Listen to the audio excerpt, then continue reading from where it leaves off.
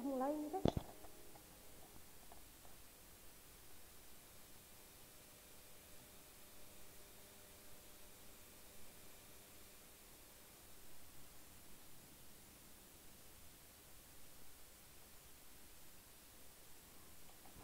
Sudah mulai ya, Ayah?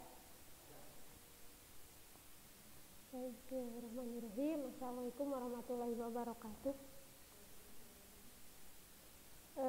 Kemarin di classroom sudah belajar mengenai gerak ya. Jadi di dalam IPA Fisika itu ada istilah gerak dan gaya. Kemarin suatu benda dikatakan bergerak apabila benda berubah kedudukannya terhadap titik acuan tertentu.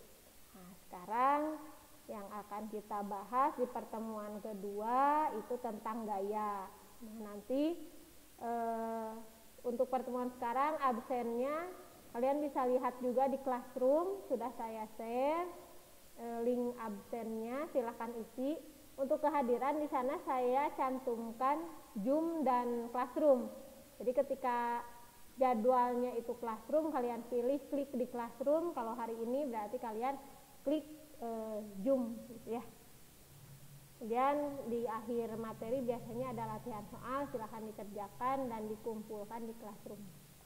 Baik, kita mulai materi hari ini tentang gaya. Apa itu gaya? Kalau ada orang lewat, kalian sambil candaan, kemana atuh gaya? Gitu ya. Tapi kalau di dalam fisika, yang namanya gaya itu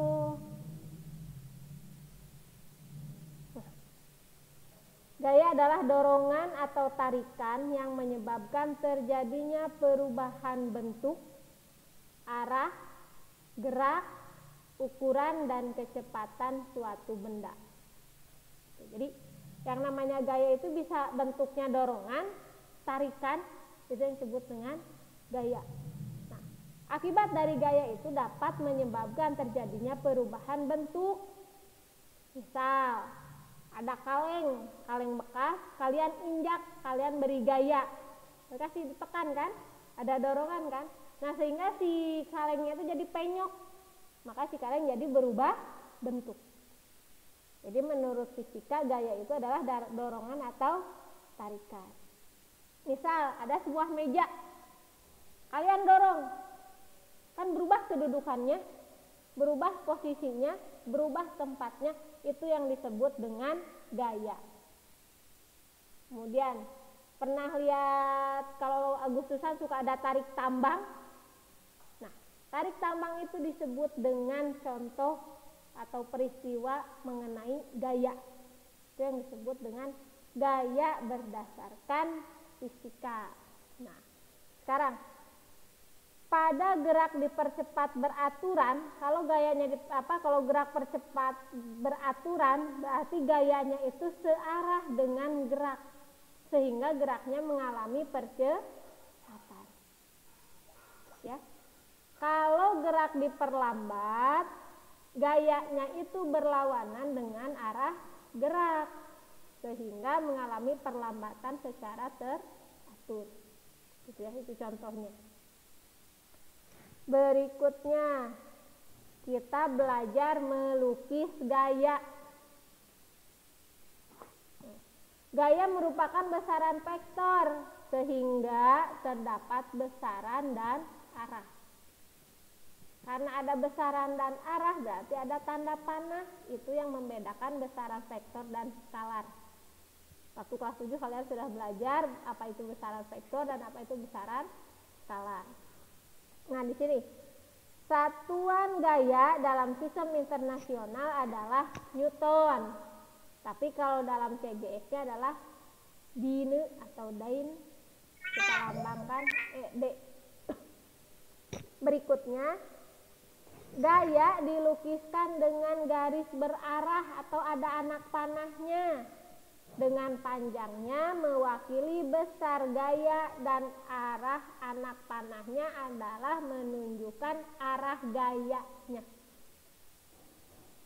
Nah, kemudian lambang gaya adalah F besar. Di sini contohnya titik A adalah pangkal gaya atau titik tangkap gaya. Nah, di sini ini adalah titik pangkal gaya. Ya. Ini adalah titik pangkal gaya atau titik tangkap gaya. Kita berikan lambang A. Terserah kalau kalian misal di sini mau O boleh, di sini mau B boleh. Ya, ini yang disebut dengan titik pangkal gaya atau titik tangkap gaya. Nah, gaya itu dilambangkan atau dilukiskan dengan garis berarah atau garis yang memiliki anak panah. Ini yang disebut dengan garis gaya. Dan F ini adalah lambang gayanya. Paham? Oke, kita lanjut. Nih, ada contoh.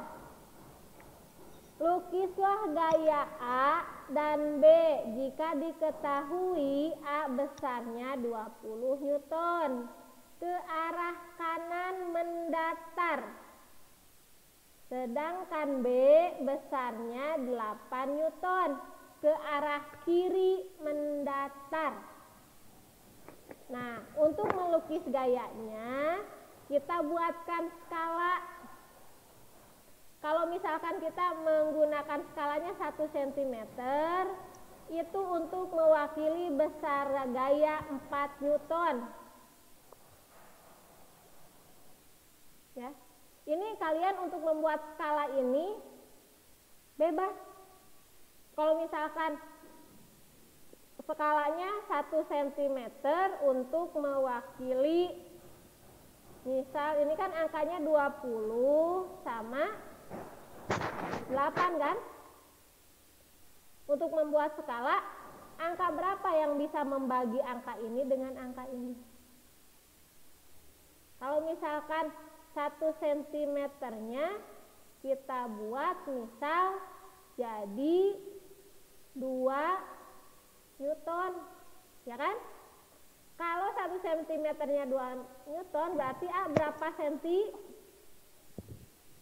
20 bagi 2. Ini 1 cm-nya 2 Newton, berarti kalau untuk 20 Newton berapa senti? Tahu dak? 10 cm ya. Kemudian B-nya berapa? 8 bagi 2. 4 cm. Nah, kalau tadi ini satu skalanya itu kita buat 4 Newton 1 cm-nya, maka A-nya adalah 5, B-nya adalah 2. Berarti A di sini di dalam soal di sini A itu arahnya kemana? Ke kanan mendatar, makanya ini di garis ini. Ya, A ke kanan mendatar sebesar 5 cm. Dari mana 5 cm? Dari skala 1 cm itu berbanding dengan 4 Newton. Jadi kalau 20 Newton jadi 5 cm. Ini. Kemudian yang B arahnya kemana? Arahnya ke kiri. Berarti dari sini ke sini, ya kan? Kenapa 2? 2 di sini dihasilkan dari skala 1 cm adalah 4 Newton. Berarti untuk 8 Newton adalah 2 cm. Nah, kalau tadi yang ini 1 cm-nya adalah 2 Newton. Berarti A-nya 10 cm, B-nya sekolah lagi. Ya. Nah, maka mana arah A? Ini A besarnya 10 cm, maaf. Kemudian B dari sini ke sini besarnya 4 cm. Paham ya? Oke, kita lanjut. Masih melukis gaya.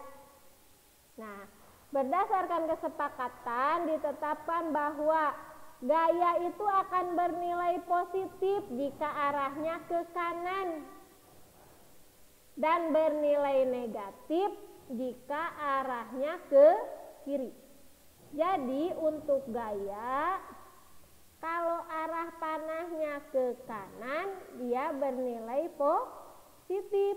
Kalau arahnya ke kiri, itu nilainya negatif. Kemudian, kalau untuk arah vertikal, berarti atas bawah ya, gaya akan bernilai positif jika arahnya ke atas. Nah, ini gaya bernilai positif. Tapi gaya akan bernilai negatif jika arahnya ke bawah. Paham? Oke, lanjut. Mengukur gaya. Alat yang digunakan untuk mengukur gaya adalah neraca pegas atau disebut juga dinamometer. Kalian pernah lihat di tukang buah-buahan suka menggunakan neraca yang digantung, timbangan yang digantung, itu yang disebut dengan neraca pegas. Ya, itu adalah alat untuk mengukur gaya. Oke, lanjut. Berikutnya, karena ada beberapa arah panah atau arah gaya, maka ada istilah resultan gaya. Apa itu resultan gaya? Resultan gaya adalah dua atau lebih gaya yang bekerja pada suatu garis kerja atau yang bekerja pada suatu benda. Resultan gaya itu biasanya diberi simbol R. Atau dengan kata lain, resultan gaya merupakan hasil dari penggabungan atau penjumlahan dua gaya atau lebih. Misal, gaya yang segaris dan searah itu pasti akan dijumlahkan. Kita berjalan terus ke depan, atau misal kita mendorong meja searah ke depan terus, berarti jumlah gayanya itu akan dijumlahkan. Berapa besar gayanya itu akan ditambahkan. Tapi kalau ada satu meja didorong oleh dua orang dari arah yang berlawanan, ya, satu mendorong ke kanan, satu mendorong ke kiri. Nah, maka arah kanan akan dikurangi arah kiri. Itu yang disebut dengan resultan gaya. Oke, sebagai contoh, nih, untuk setiap gambar berikut ini, tentukan besar gaya resultan atau besar resultan gaya yang bekerja pada balok. Ini ada sebuah balok. Kita beri gaya F1 dan F2 atau gaya 1 dan gaya 2. Sebuah balok ditarik oleh dua orang anak dengan besarnya gaya 10 Newton masing-masing. Berarti berapa resultan gayanya? Berarti di sini resultan gaya adalah F1 ditambah F2. Kenapa ditambah? Karena kenapa ditambah? Karena arahnya searah, dua-duanya ke kanan. Kalau dua-duanya ke kanan, berarti F1 akan dijumlahkan dengan F2. Berapa? 10 Newton ditambah 10 Newton. Berapa hasilnya? 20 Newton. Mudah ya? Oke, lanjut yang B. Kalau yang B diberi gayanya berlawanan, F1 ke kanan, F2 ke kiri. Berarti berapa resultan gayanya? Resultannya adalah F1 dikurangi F2. Kenapa dikurangi? Karena berlawanan arah. Nah, berarti berapa resultan gayanya?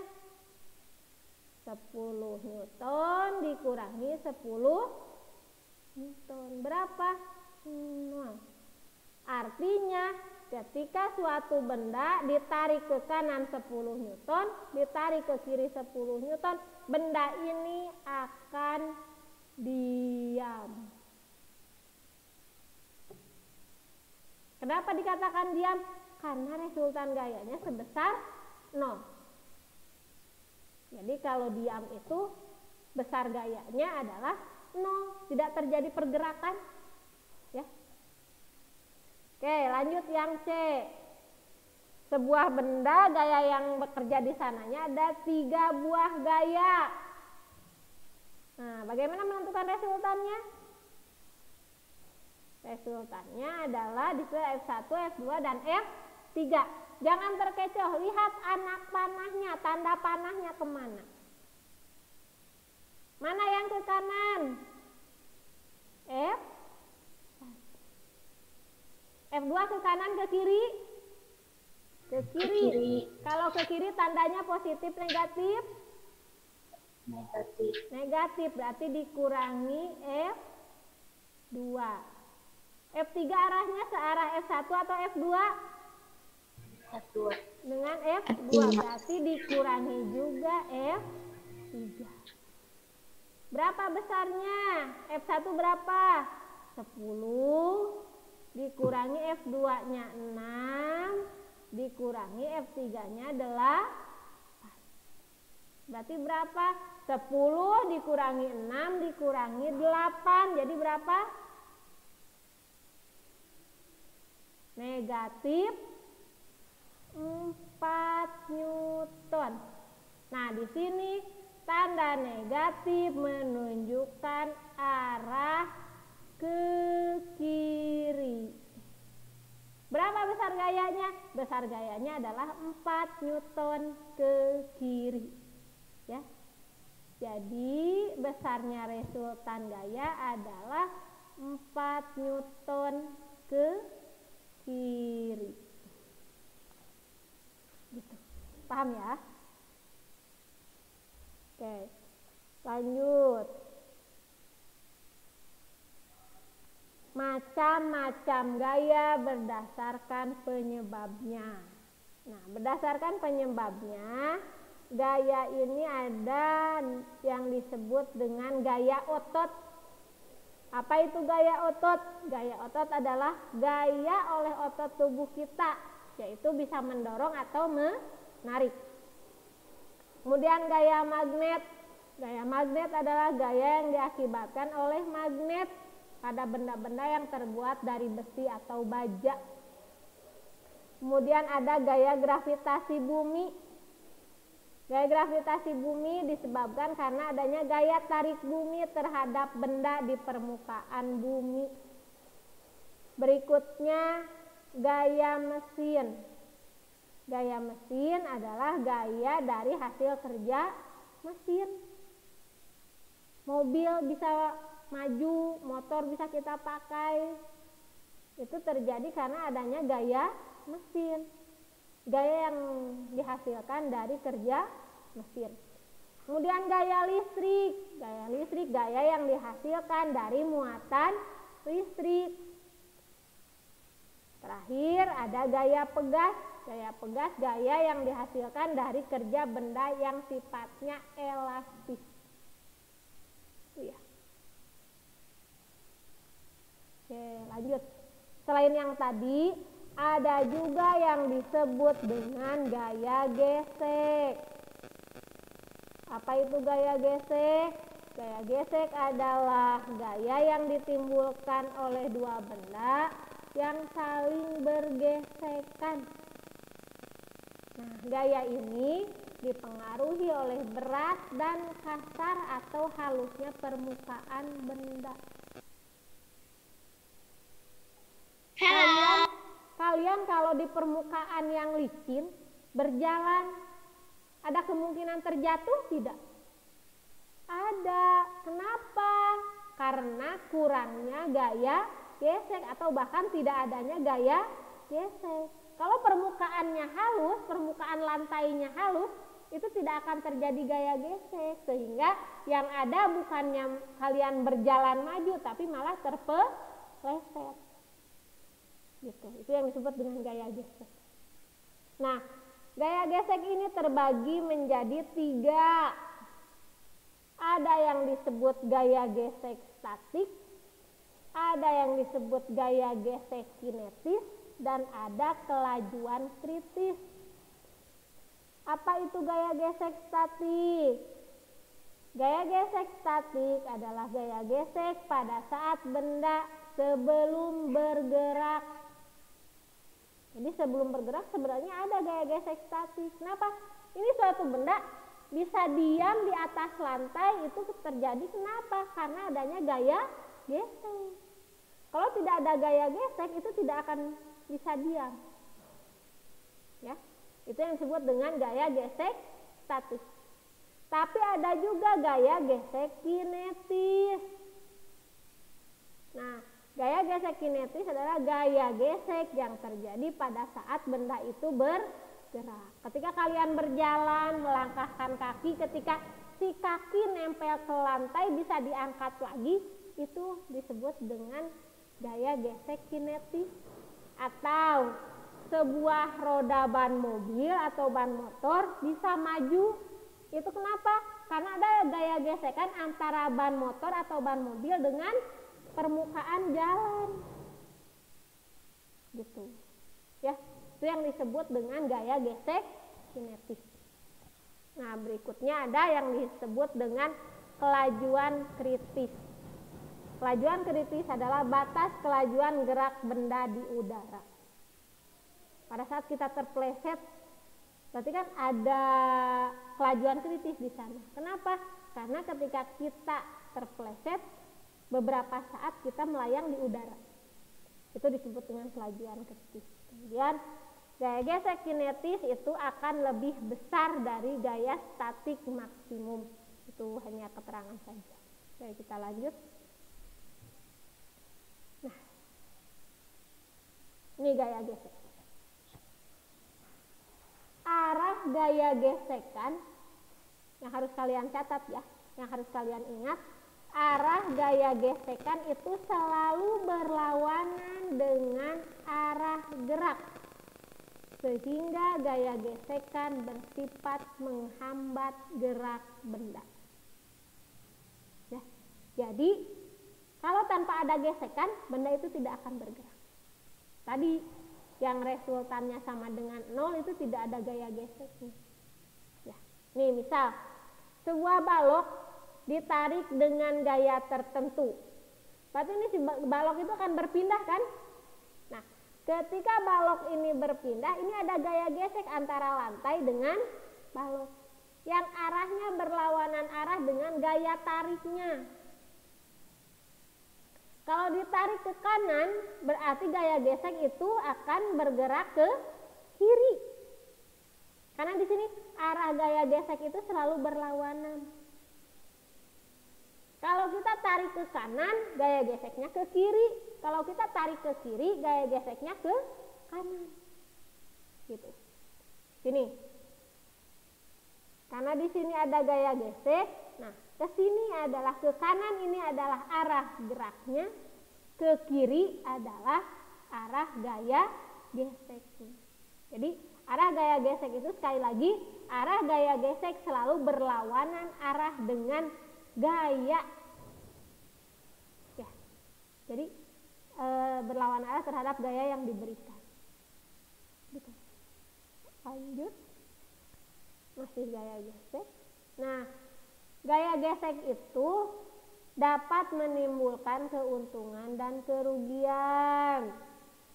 Di sini ada contoh gaya gesek yang menguntungkan. Apa saja? Gaya gesek yang menguntungkan, contohnya gaya gesek antara roda ban mobil dengan permukaan jalan sehingga mobil dapat bergerak ke depan. Kalau mobil bergerak ke depan, ban mobil bergerak ke depan, berarti gaya geseknya ke belakang.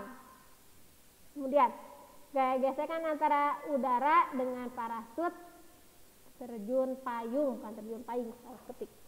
Ya, itu menguntungkan. Tapi, satu lagi, gaya gesekan antara pensil dan rautan. Ketika kalian nyerut pensil, itu di situ juga ada gaya gesekan, itu merupakan contoh gaya gesek yang menguntungkan. Nah, berikutnya ada contoh gaya gesek yang merugikan. Apa saja? Contohnya, gaya gesekan antara komponen-komponen mesin yang menyebabkan mesin cepat aus atau rusak. Itu merugikan. Kemudian, gaya gesekan antara kaca jendela dengan bingkainya sehingga kaca jendela sukar dibuka. Itu juga merugikan.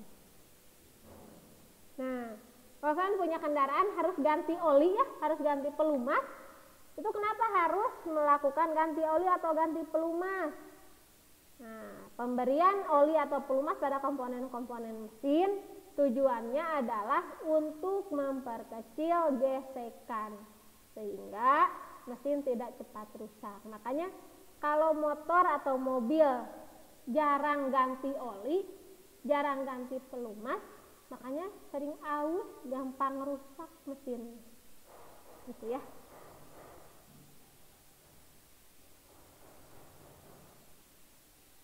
Oke, lanjut. Ada istilah gaya dan percepatan. Tadi gaya sudah dibahas. Nah, sekarang ada percepatan. Percepatan adalah perubahan kecepatan persatuan waktu. Rumusnya minggu yang lalu sudah ada ya, percepatan. Percepatan itu diberi lambang A. Itu adalah V per T. Jadi percepatan adalah kecepatan persatuan waktu. Waktu dilambangkan T, kecepatan diberi lambang V. Ya. Nah, percepatan gerak benda terjadi karena adanya gaya yang bekerja pada benda tersebut. Kalau tidak ada gaya, maka tidak akan terjadi percepatan. Oke, di sini tadi sudah dijelaskan juga. Gaya adalah sesuatu yang dapat mengakibatkan kecepatan gerak sebuah benda berubah. Orang lagi jalan dengan kecepatan tetap misal, kemudian didorong, kecepatannya berubah tidak? Berubah. Kenapa bisa berubah? Karena diberikan sebuah gaya. Nah, kemudian jika gayanya searah dengan arah gerak benda, maka benda akan mengalami percepatan. Ya kan? Sekarang ini, kalian punya kelereng. Kemudian kalian dorong. Ya. Dengan atau disentil gitu ya si kelerengnya. Kemudian akan bergerak lebih cepat. Kalau searah. Tapi kalau berlawanan arah, itu akan mengalami perlambatan. Gitu ya. Jadi kalau misalkan gini aja, ada bidang miring. Pada bidang miring itu kita simpan sebuah kelereng, kita jatuhkan. Tapi ketika dijatuhkan kita dorong dikasih gaya tertentu, maka si kelereng ini akan bergerak dipercepat. Tapi kalau misalkan pada saat kelerengnya menggelinding, kemudian kita kasih gaya dari bawah ke atas, berlawanan arah kan? Nah, ketika berlawanan arah maka si kelereng itu akan mengalami perlambatan. Paham ya? Nah, di sini benda mengalami percepatan atau perlambatan itu karena gaya yang searah atau berlawanan arah dengan arah gerak benda. Jadi kalau gaya yang diberikannya searah dengan gerak benda, maka itu dipercepat. Kalau berlawanan dengan arah gerak benda itu diperlambat. Nah, ini ada beberapa contoh gaya pada jembatan. Sini ada jembatan cantilever. Itu tiap bagian meneruskan beban ke ujung penyangga dengan kombinasi adanya regangan dan tegangan. Kombinasi setiap bagian membentuk segitiga maksimal 240 meter. Ini yang membuat segitiga-segitiga. Ini yang menyebabkan, Bu, kenapa di sini tidak diberi lagi penyangga? Karena dengan bantuan dibuatkannya segitiga-segitiga ini, kombinasi ini membuat di salah satu pemberian gaya pada jembatan. sehingga jembatan tetap lurus. Kalau misalnya salah satu di sini ada yang patah, ini pasti akan sedikit turun, gitu ya. Nah itu jembatan cantilever. Kemudian ada jembatan melengkung. Nah kalau pada jembatan lengkung, gaya yang diberikannya itu sengaja konstruksinya berbentuk busur setengah lingkaran dan struktur ringan terbuka. Maksimal panjangnya adalah 900 meter. Sampai 900 meter ini masih kuat dengan konstruksi seperti ini. Nah, kemudian pemberian gaya pada jembatan gantung. Nah, ini tuh ada fungsinya, tali-tali ini tuh, kabel-kabel ini. Fungsinya untuk menyangga.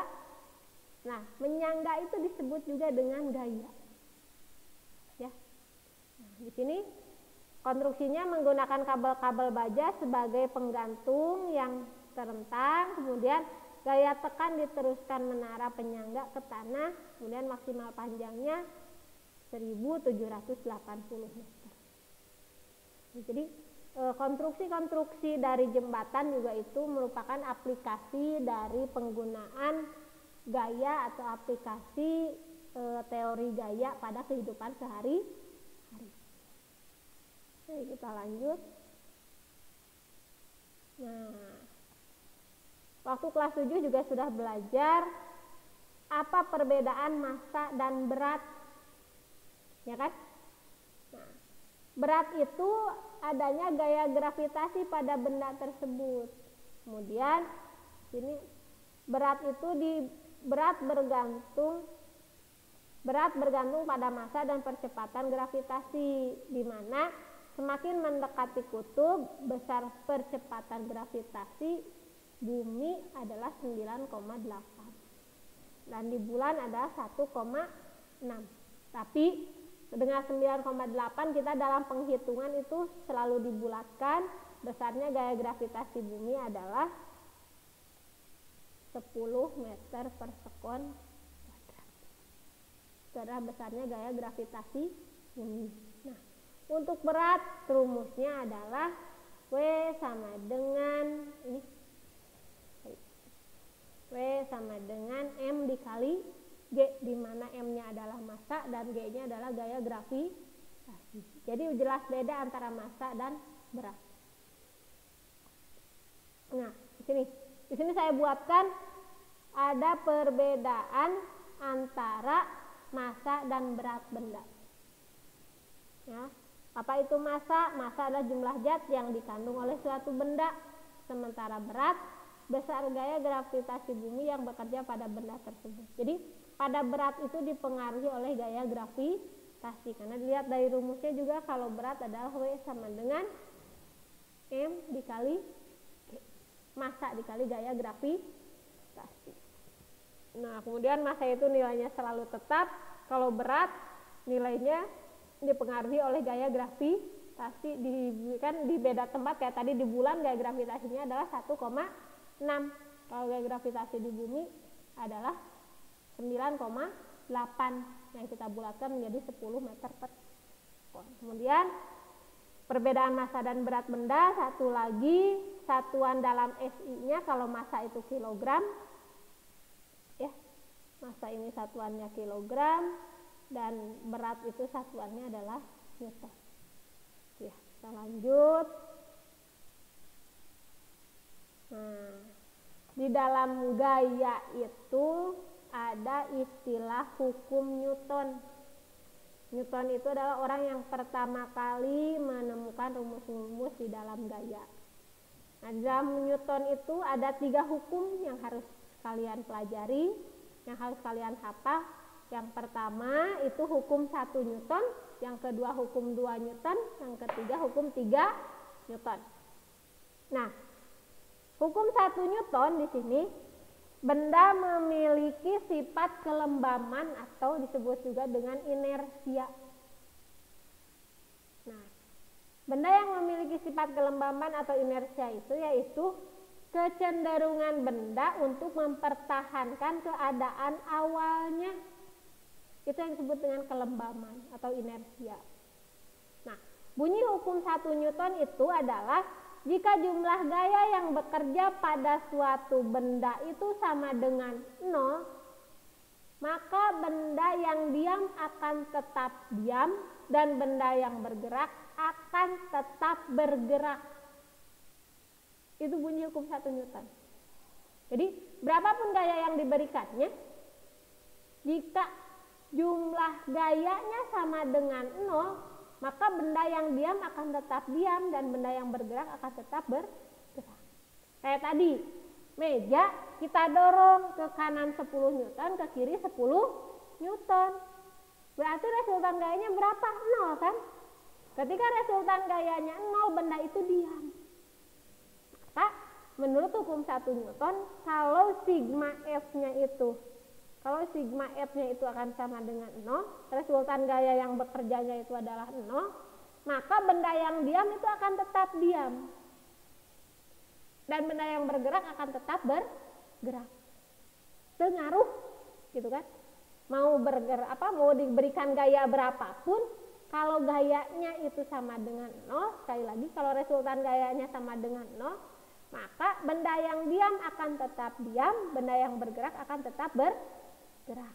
Nah, di sini hukum 1 Newton ini, jumlah gaya yang bekerja pada benda itu akan sama dengan 0, kemudian benda dalam keadaan diam atau bergerak lurus dengan kecepatan tetap tanpa percepatan. Jadi intinya, berapapun gaya yang diberikan, jika resultan gayanya itu sama dengan 0, maka benda yang diam akan tetap diam, benda yang bergerak akan tetap bergerak. Itu hukum 1 Newton. Oke, kita lanjut dengan hukum 2 Newton. Nah, pada hukum 2 Newton, pernyataannya menurut Newton itu, percepatan yang dialami benda itu akan sebanding dengan besar gaya, tetapi akan berbanding terbalik dengan massa benda. Ini di sini. Besarnya percepatan kan lambangnya A ya. Percepatan itu akan berbanding lurus atau akan sebanding dengan besarnya gaya dan akan berbanding terbalik dengan massa. Atau rumusnya dapat berubah menjadi F sama dengan M dikali A. Ya. Di mana A-nya adalah percepatan, F-nya adalah gaya dan M-nya adalah massa. Nah, sekarang terakhir hukum Newton itu, yang terakhir hukum Newton 3, itu adalah gaya aksi akan sama dengan gaya reaksi. Ketika kita melakukan aksi, maka yang lain akan melakukan reaksi. Misal, kita mendorong tembok. Kenapa ketika kita mendorong tembok, si tembok itu tidak jatuh, tidak roboh? Ketika kita memberikan gaya terhadap tembok 10 Newton, maka si tembok pun akan memberikan gaya reaksi terhadap kita sebesar 10 Newton. Atau ketika mendribel bola yang basket, ketika tenaga atau gaya yang kita berikan terhadap bola itu kena ke lantainya besar, maka si bola akan mantul kembali dengan gaya yang sama.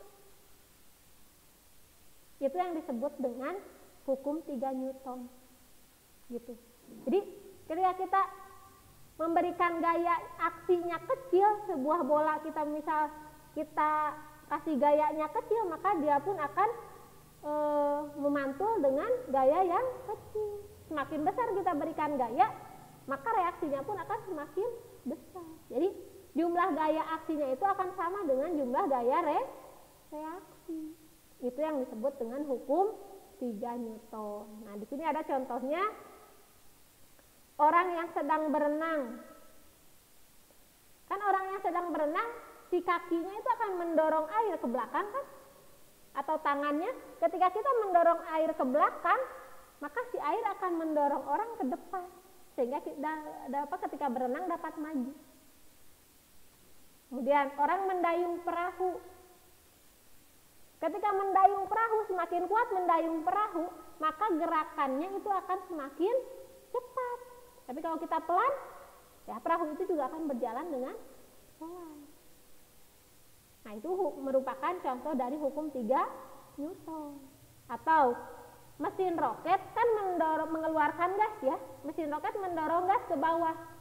Tapi si gas yang didorong ke bawah itu akan mendorong roket ke atas sehingga roket dapat terbang.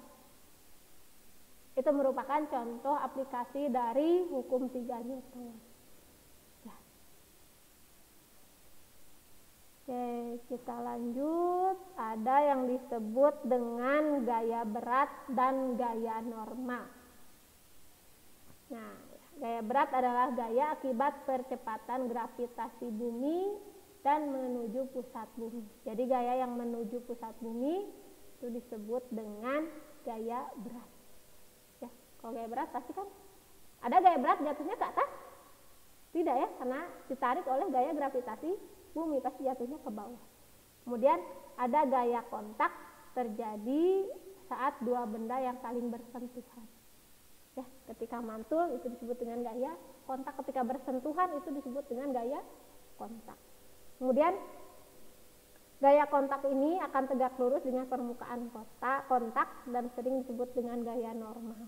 Jadi kalau gaya normal itu tegak lurus dengan gaya gravitasi bumi ya. Ini ya.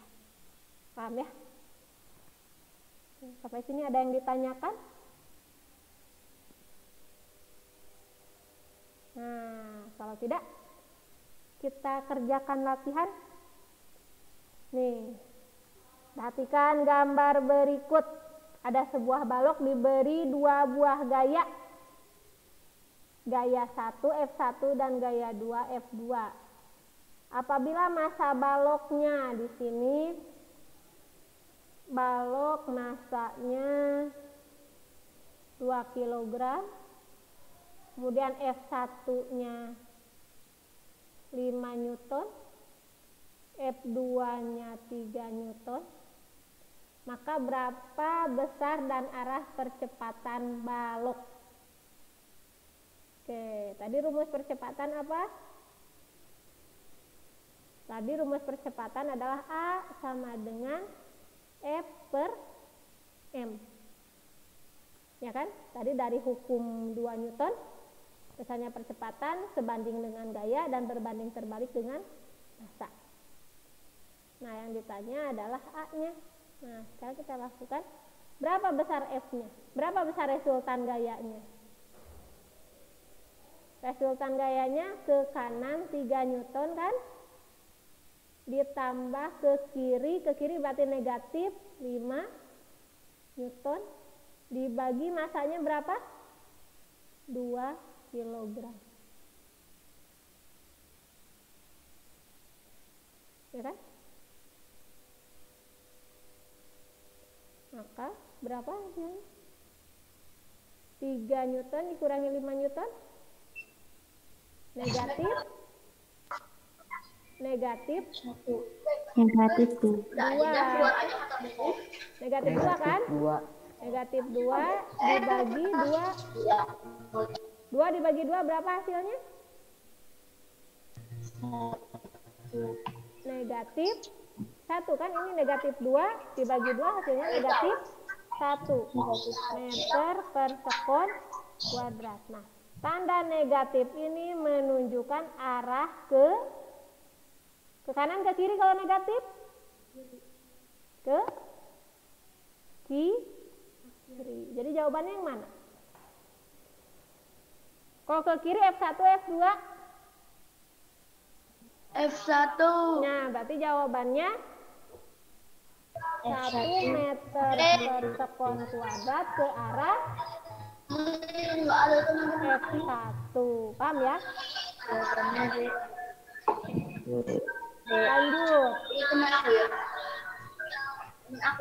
Nah, perhatikan gambar mobil yang melaju berikut. Mobil bergerak dengan percepatan 4 meter per sekon kuadrat. Besar gaya yang bekerja pada mobil tersebut adalah berapa? Bagaimana cara menghitungnya? Sama ya yang tadi.